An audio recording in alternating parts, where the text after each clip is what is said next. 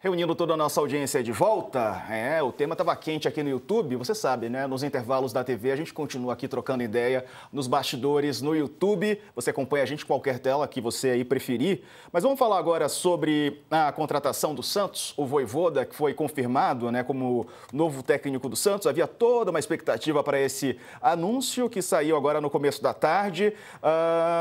Deixa eu chamar o Lucas Musetti, está conosco ao vivo para falar sobre essa contratação. O ex-Fortaleza acertou com o time da Vila Belmiro, não é, Lucas? Boa tarde para você. Boa tarde, Diego. Boa tarde, Pé Livre, para o PVC, todo mundo que nos assiste. É isso, tá fechado. Nos próximos minutos, certamente, o Santos vai fazer o anúncio oficial. Os veículos de imprensa já publicaram como o UOL, tá tudo acertado. E o Santos prepara o anúncio de um contrato do Vojvoda até dezembro de 2026. O Vojvoda é esperado em Santos já amanhã, essa sexta-feira, mas o combinado é que ele ainda não estreie contra o Bahia, domingo na Fonte Nova. O Vojvoda entendeu que ficaria muito em cima, a viagem já é sábado, e o Matheus Bach, auxiliar e interino nessa semana, o filho do Tite, vai comandar o Santos contra o Bahia, e o Vojvoda deve ficar em um dos camarotes e estreará oficialmente contra o Fluminense na Vila Belmiro no outro final de semana, mas fato é que Vojvoda está acertado com o Santos que agiu rápido depois de cancelar as negociações com o Sampaoli. Desistiu do Sampaoli ontem e em algumas horas o Alexandre Matos já conseguiu convencer o Vojvoda, que estava bem convicto em ficar descansando na Argentina, mas topou esse desafio no Santos. Você falou com o Sampaoli, né, Lucas? Falei, Diego. Falei ontem, uma loucura completa. Estava vendo aqui, ele falou e explicou por que não fechou com o Santos, né? A gente tem um trecho dessa entrevista do Sampaoli, vamos ver?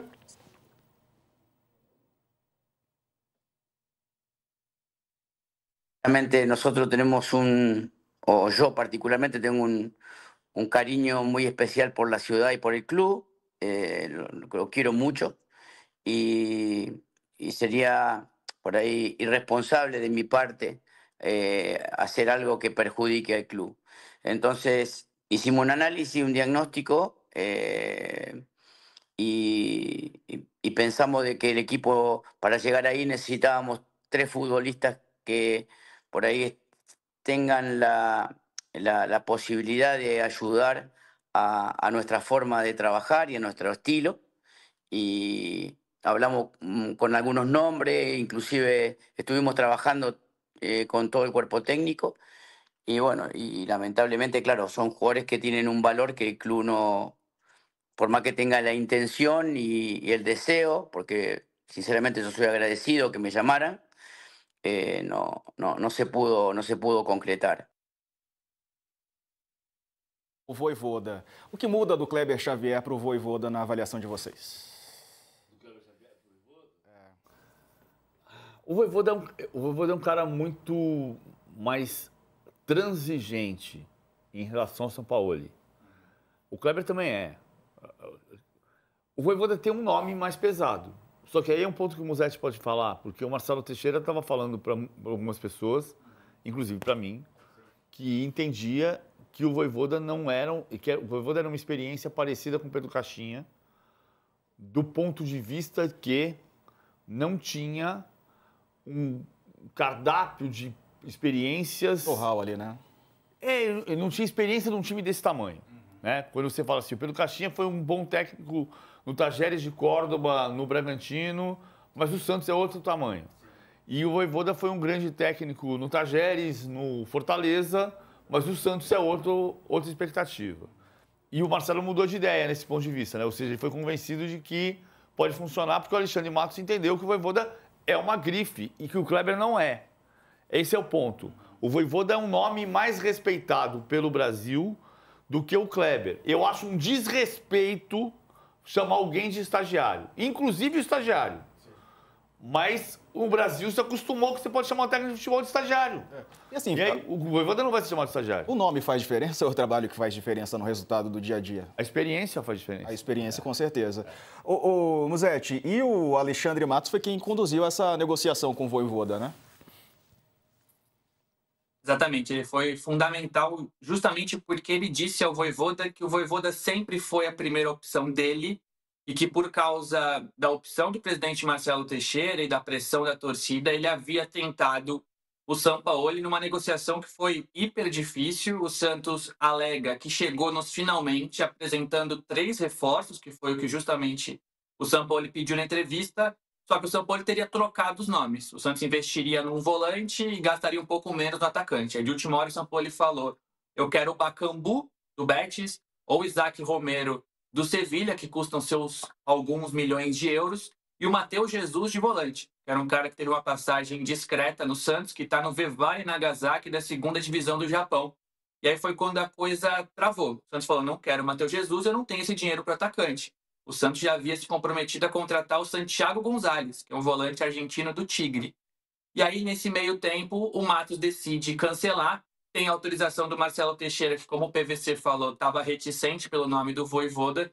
E o Matos argumenta isso para o Vojvoda: eu sempre quis você. A gente tentou o Sampaoli muito porque a torcida pediu, porque o presidente Marcelo Teixeira queria. Mas você é o nome para esse projeto, vamos fazer o que dá nesse ano e fazer o 2026 melhor. O Alexandre Matos foi elogiado internamente por essa condução. Na manhã de ontem, o Santos desiste do Sampaoli, tem a primeira reunião com o Vojvoda à tarde, Matos com o Vojvoda. O Vojvoda diz que vai pensar, que vai acionar a comissão técnica. Depois já tem uma segunda reunião com o empresário do Vojvoda. E aí, quando o Santos se acerta, oferece um salário legal, mas o que se ouve de ambos os lados é que o projeto desportivo convenceu. O Santos não está no momento legal, mas é o Santos do Pelé e do Neymar. O Vojvoda estava ansioso para esse novo desafio, para se provar num clube maior. Planejava isso para ano que vem, mas resolveu abrir mão justamente por essa conversa do Matos. O Marcelo Teixeira que vai ter que se ajeitar um pouco com o Vojvoda para explicar, talvez, por que ele não estava tão confiante nessa contratação. Ele só não sabe que é o, Marcelo, que é o Santos do Alexandre Matos e dos Zinhos. É isso que ele não sabe. Ele vai descobrir. E a contratação tem que passar pelo Neymar, né? Pelo Neymar e pelo Neymar pai. Não pode ter que passar. Não pode. Mas, ultimamente tem isso, né? Não, ultimamente tem tido essa... Cara, tem algumas perguntas que são muito boas aqui, eu acho. Muito boas. Eu acho que são muito boas. Pode ser uma porcaria. Primeiro, assim, o Alexandre Matos deve ter dito o seguinte: virou para o São Paulo e disse assim: eu disse desde o início que você, Vojvoda, era a minha primeira opção. Porque eu trabalhei com o São Paulo no Atlético e ele não era a minha primeira opção. Tem isso.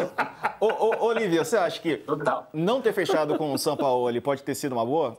Agora com o Vojvoda, né? Acho uma ótima para o Santos.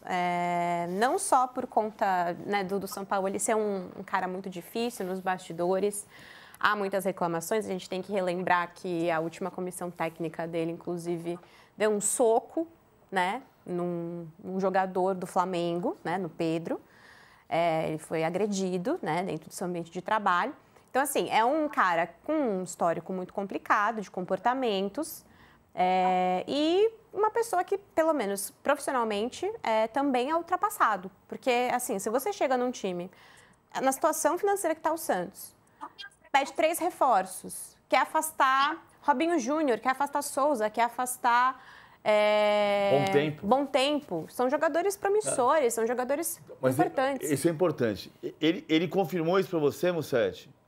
Você chegou a conversar com ele sobre isso? Não.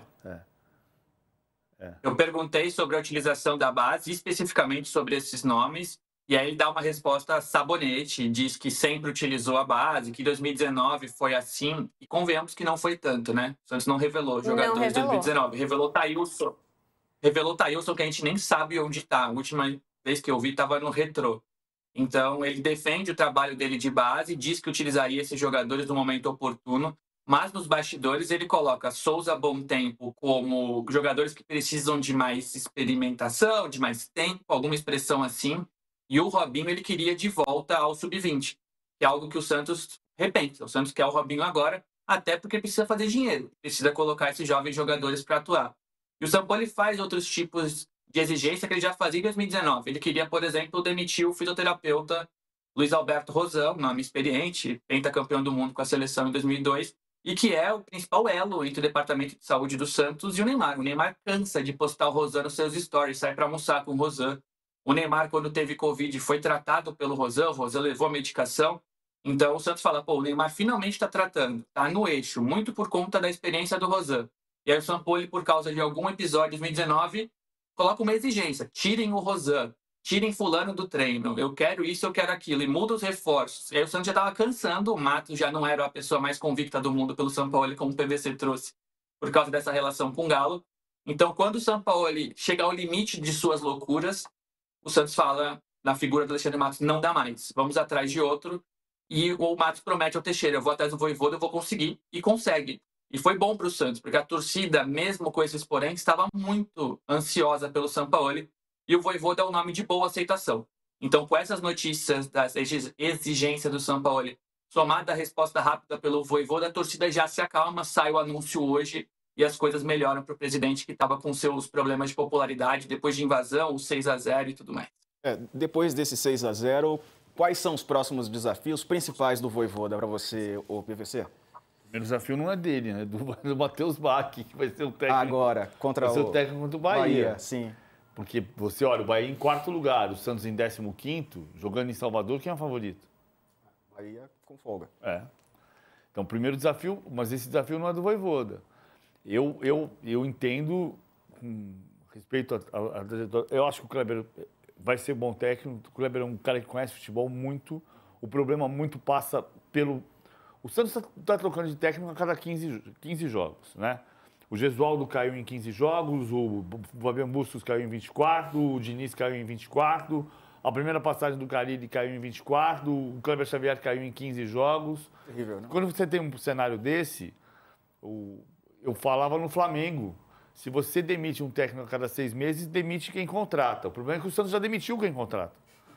Já demitiu quem contrata, já trocou presidente, já trocou diretor de futebol, já trocou CEO. Quando você fala assim, mas ninguém queria o Kleber Xavier, queria o Sampaoli lá atrás e tinha a chance de contratar o Luxemburgo. Tá, mas alguém queria o Kleber, que era o CEO, que era o Pedro Martins. Acontece que o Pedro Martins, que contratou o Kleber, não é mais CEO. Então você já demitiu quem contratava. Tem uma questão do Santos, que é o Santos. A gente precisa parar de achar que técnico vem com varinhas de condão. Não vem com varinhas de condão. Com tudo isso, pela cultura do futebol brasileiro, que no fundo é o analfabetismo do futebol brasileiro, seria muito importante o Vojvoda sentar no banco de reservas contra o Bahia. Porque muda o astral, muda a cara. Você olha para o Bahia e Santos hoje e você fala assim, 3-0 Bahia. A não ser que aconteça um efeito diferente, um técnico novo no vestiário é um efeito diferente, não deveria ser, mas é.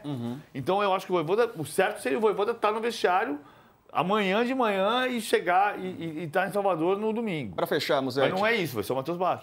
Ele vai para Salvador pelo menos, sem essa informação? A programação é essa, Diego. É que ele chegue em Santos, conheça o clube, talvez não dê tempo de dar o treino dessa sexta-feira e viaje com a delegação no sábado. E ele já avisou, eu não assumo esse time, eu não treinei o suficiente, eu vou ajudar, posso participar da preleção, mas essa semana é do Bach. E só corroborando com o que o PVC disse, que eu acho que é um sintoma muito claro desse Santos. Nos últimos dias, vocês devem ter visto que saíram algumas notícias de treinadores que recusaram o Santos, ou que o Santos sondou. Se falou de Zubeldia, de Ramon Dias, de Pellegrino. O Santos, oficialmente, falando de presidente Marcelo Teixeira e diretor Alexandre Matos, não procuraram esses treinadores. Só que esses inhos que o PVC conta, que são pessoas próximas, conselheiros, dirigentes, assessores, eles não queriam que o São Paulo viesse porque o São Paulo fecha tudo. O treino do Santos é uma redoma, era pelo menos em 2019. Então esses caras, preocupados com a falta de espaço, começaram a procurar outros treinadores. E aí o empresário, o diretor, o próprio treinador falou, o Santos me procurou, porque essa pessoa se auto-intitula dirigente do Santos. E essas notícias pipocam. Houve muito fogo amigo para que o São Paulo não viesse, mas o São Paulo acabou atrapalhando ou ajudando essas pessoas com as exigências malucas que ele fez de última hora. O São Paulo, ou você não vê o treino, ou você sobe na árvore. Eu lembro disso. Perfeito. Ô, Lucas, obrigado, meu amigo. Um abraço para você, viu? Bom trabalho. Obrigado, amigos. Bom final de programa para vocês. Valeu. Se você subir na árvore, ele vai te tratar bem. Aí vai dar certo. Se você tentar ver o treino, aí você tá ferrado.